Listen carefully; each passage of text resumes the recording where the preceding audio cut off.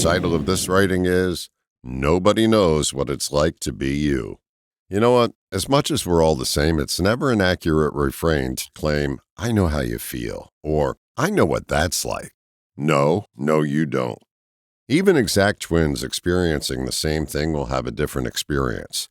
There may be similarities, but an exact copy, it's not. Everyone is living a different life, even though they have the same life force coursing through their veins. This is my preamble to approach others with kindness, because we haven't a clue what's going on with them. Pretending that we do will make it harder to get through. If someone opens up to you about what's going on with them, the last thing you want to do is say something like, "Oh, I had a similar situation, and this is how I handled it." It's then no longer about them, but about you.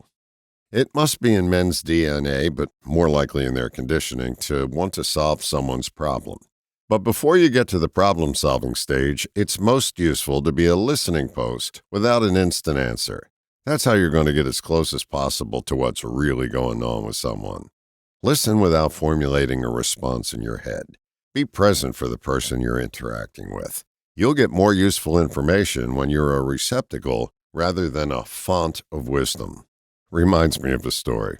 Some 20 years ago, I was attending a 7-day workshop where there were 2 days off in the middle to process the teachings. One of the days off was to be a day of silence. You were asked not to speak for an entire day. You had to interact with the world and your classmates without speaking for a 24-hour period. One of the women came to our cabin to visit on one of the days off, and it was my day for silence. She had her day of silence the day before and was able to speak. She began to chat on about this and that, and then began to offer up a painful situation in her life. I listened with curiosity at first, and then shifted into a state of presence where I had no internal chatter of my own, just full attention to her and the moment. The results were extraordinary.